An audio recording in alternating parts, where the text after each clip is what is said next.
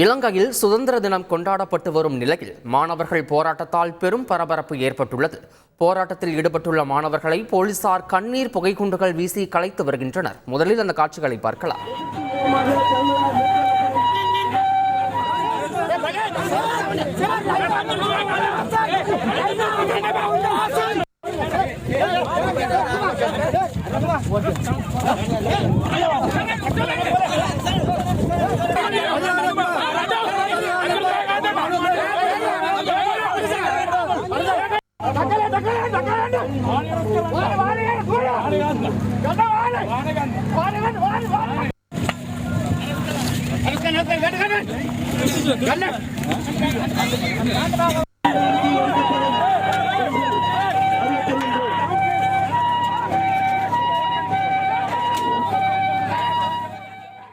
மேலும் இது குறித்த கூடுதல் விவரங்களை எமது செய்தியாளர் விஸ்வநாதன் வழங்கிட கேட்கலாம். விஸ்வநாதன், மாணவர்களுடைய இந்த போராட்டத்திற்கு என்ன காரணம்?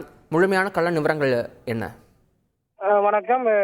இலங்கையில் 76வது சுதந்திர தின விழா கோலாகலமாக இன்று காலை கொண்டாடப்பட்டது. இந்த நிலையில் யாழ்ப்பாண பல்கலைக்கழக மாணவர் ஏற்பாடு சார்பில் சுதந்திர தின எதிர்ப்பு போராட்டம் நடத்த திட்டமிட்டிருந்தனர். இதனையடுத்து இன்று கிளிநொச்சி மாவட்டம் இரணைமொழி சந்திப்பு பகுதியில் இருந்து அந்த போராட்டம் நடத்துவதற்காக நூற்றுக்கணக்கான மாணவர் ஒன்று திரண்டு பேரணியாக முற்பட்ட போது அவருடைய பேரணி போலீசார் தடுப்பு அமைத்து தடுத்து நிறுத்தியதால் போலீசார்களுக்கும் மாணவர்களுக்கு இடையே தள்ளுமுள்ளு ஏற்பட்டது. இந்த நிலையில் அவங்க வழியாக வந்த ஒரு ஆம்புலன்ஸுக்கு வழிவிடுவதற்காக தடுப்புகளை அகற்றிய போது போராட்டமானது பெரிய அளவில் வெடித்தது.